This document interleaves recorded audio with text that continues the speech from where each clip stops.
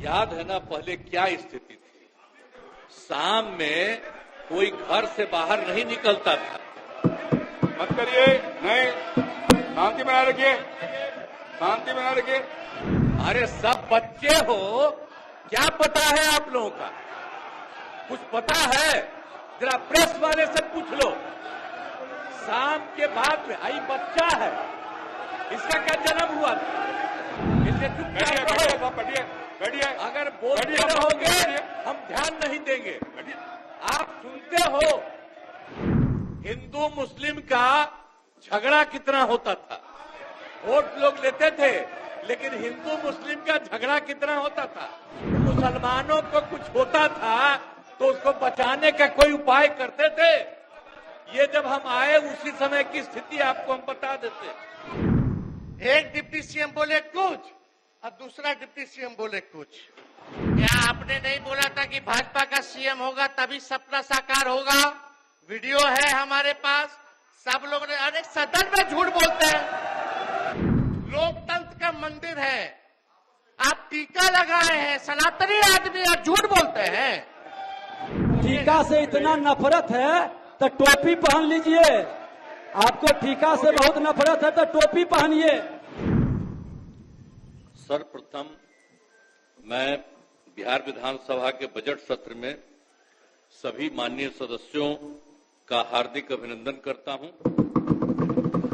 बिहार विधानमंडल के दोनों सदनों के संयुक्त अधिवेशन में माननीय राज्यपाल महोदय का अभिभाषण हुआ। मैं बिहार विधानसभा के उन तमाम माननीय सदस्यों को धन्यवाद देता हूं जिन्होंने माननीय राज्यपाल के अभिभाषण के उपरांत धन्यवाद प्रस्ताव पर हुई चर्चा में भाग लिया। माननीय राज्यपाल महोदय ने अपने अभिभाषण में विस्तार से सरकार की उपलब्धियों एवं प्राथमिकताओं की चर्चा की है। राज्य सरकार की प्राथमिकताओं एवं अन्य मुद्दों पर सदन के समक्ष में मैं कुछ बातें रखना चाहता हूं। महोदय, हम लोग तो 24 नवंबर 2005 को यहां पर आए। अब उस समय क्या, अब उसके बाद से जो सरकार में आने का मौका मिला है, अब उसके बारे में हम जरा कहना चाहते हैं कि जब हम लोग आए थे उस समय, तो उस समय की स्थिति क्या थी। याद है ना पहले क्या स्थिति थी। शाम में कोई घर से बाहर नहीं निकलता था। मत करिए, नहीं, शांति बनाए रखिए, शांति बनाए रखिए। अरे सब बच्चे हो, क्या पता है आप लोगों का? कुछ पता है? जरा प्रेस वाले से पूछ लो। शाम के बाद में आई बच्चा है, इसका क्या जन्म हुआ था? कुछ है? इसे चुपचाप बैठिए। अगर बोलते रहोगे हम ध्यान नहीं देंगे। आप सुनते हो शाम के समय जब तक था 25 तक, तब तक शाम के बाद कोई घर से नहीं निकलता था। और आज का क्या हालचाल है और उस समय की क्या स्थिति थी? कहीं आने जाने का रास्ता नहीं था। हम भी केंद्र में मंत्री थे, हम भी एमपी थे। नेता बोल रहा है, और शांतिपूर्वक सुनिए। इलाके में जाते थे तो हमको पैदल ही जाकर के सब जगह जाना पड़ता था। कहीं कोई जगह होगा नहीं था। कुछ पता है? यही तो बता रहे हैं। और उसके बाद क्या हाल था?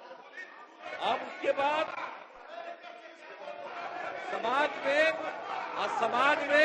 समाज में कितना विवाद होता था। समाज में कितना विवाद होता था उस समय, बुरा हाल था। और हिंदू मुस्लिम का झगड़ा कितना होता था। वोट लोग लेते थे, लेकिन हिंदू मुस्लिम का झगड़ा कितना होता था। और मुसलमानों को कुछ होता था तो उसको बचाने का कोई उपाय करते थे। ये जब हम आए उसी समय की स्थिति आपको हम बता देते। और उसके बाद हम लोगों ने सब काम किया, हम आगे बता देंगे। अब पढ़ाई का क्या हाल था? पढ़ाई में कम लोग ही पढ़ते थे। ये हालत था जब हम लोग आए। उस समय के पहले की जो स्थिति थी, अपने इलाज का पूरा इंतजाम नहीं था। कोई इलाज भी करवाते थे तो उसका कोई इंतजाम था, उस समय तक का कोई इंतजाम नहीं था। और सड़कें भी बहुत कम थी। उनका माननीय शासकगण, ये डायरेक्ट टेलीकास्ट हो रहा है। आपके नेता ने ये लकीर खींचने की कोशिश की है। आप उस लकीर को क्यों छोटा करना चाहते हैं? क्यों दिखाना चाहते हैं कि आप फोड़ करने वाले लोग हैं? क्यों करना चाहते हैं? शांति से बैठिए, बैठिए, नहीं बैठिए, बैठिए। इससे आपकी पहचान बनने वाली है। अपनी पहचान क्यों खराब करना चाहते हैं? बैठ जाइए, सुनिए। आप बिजली की भी क्या स्थिति थी उस समय? बिजली की भी स्थिति बहुत खराब थी। अब उसके बाद जब हम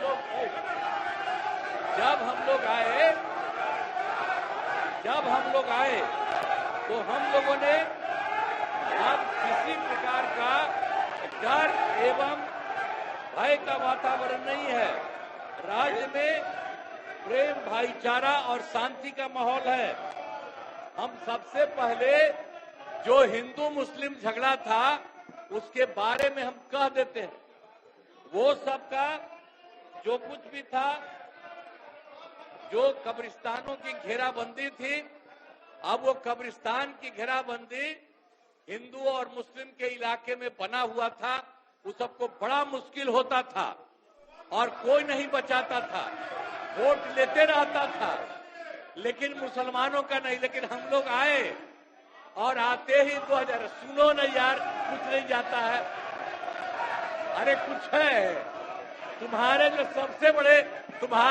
आपके जो सबसे बड़े नेता थे, उनका हमसे क्या रिश्ता था? कुछ पता है? ऐसे ही बोल रहे, इन लोगों के साथ हो गए हो, बेकार का काम कर लिए हो, अब उसको छोड़ दो। हम अब यही कहना चाहते हैं कि पहले जो हिंदू मुस्लिम का झगड़ा था, हमने सबको, और हिंदू मुस्लिम का, और जो हम बता रहे थे उसका जो जगह था और उसमें दिक्कत होती थी, हम लोगों ने 2006 में ही उससे बात किया कि आपकी ये जगह कितनी है। उन लोगों ने लगभग हमको बताया था 8000 से थोड़ा ज्यादा कब्रिस्तान की घेराबंदी, और उसका हम लोगों ने पूरा का पूरा घेरा करवा दिया। और अब उसी समय से हिंदू मुस्लिम का कोई झगड़ा नहीं हुआ। और ये लोग झगड़ा करते थे और ये लोग कोई बात करते थे। अरे भाई, हम तो एमएलए थे, होकर के एमपी होकर हम चले गए थे। और उस समय भी यहाँ जो था तो वहाँ मुसलमानों के साथ क्या हो गया था।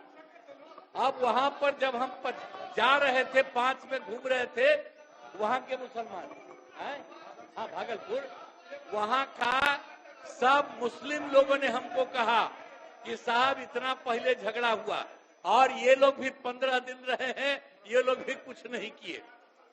और उसके बाद जैसे ही हम आए, वैसे ही हम लोगों ने वहां के बारे में एक एक चीज को देख लिया और जो गड़बड़ किया था उसको पकड़ करके उसके खिलाफ एक्शन हुआ।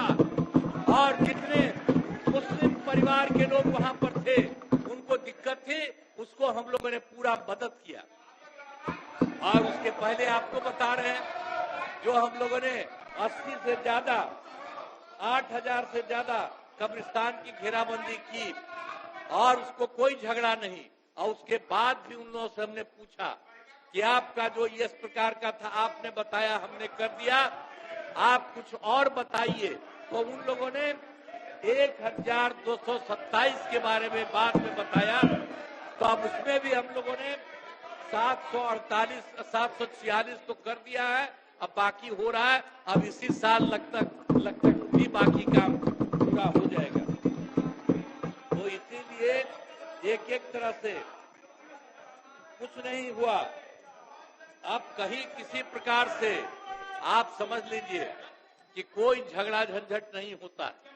और हमने तो एक बार और किया था, हिंदुओं का भी जो हमने मुसलमानों का ठीक किया, और उसके बाद हमने पता किया कि जो हिंदुओं का भी हिंदू मंदिर है और उसका भी कुछ न कुछ रात में घेराबंदी करके गड़बड़ करता था।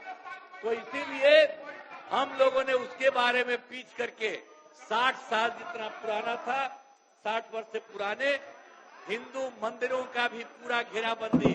अब कोई हिंदू वाले में भी झंझट नहीं, अब मुस्लिम का भी जो कर रहे थे झंझट वो भी खत्म, और किसी प्रकार से कोई काम नहीं।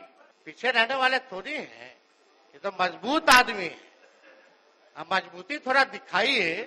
अटल जी के जन्मदिन पे आपने बोला था ना, अटल जी का सपना तभी साकार होगा जब बिहार में बीजेपी का मुख्यमंत्री होगा। और सम्राट चौधरी जी बोल दिए कि 15 साल और नीतीश जी काम करेंगे। एक डिप्टी सीएम बोले कुछ और दूसरा डिप्टी सीएम बोले कुछ। थोड़ा हो गया, अब थोड़ा तालमेल बना करके चलिए। और आपको तो आपस लेना पड़ा प्रेस कॉन्फ्रेंस करके 3 घंटा के अंदर, आपस नहीं वापस। इनके समझ में अध्यक्ष महोदय, एक मिनट। नेता प्रतिपक्ष,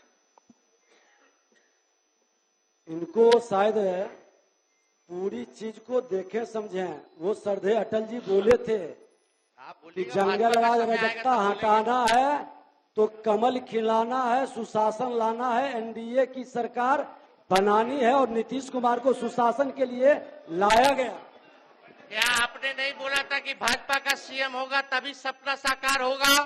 वीडियो है हमारे पास, सब लोग ने। अरे सदन में झूठ बोलते हैं, सदन में काहे झूठ बोलते हैं?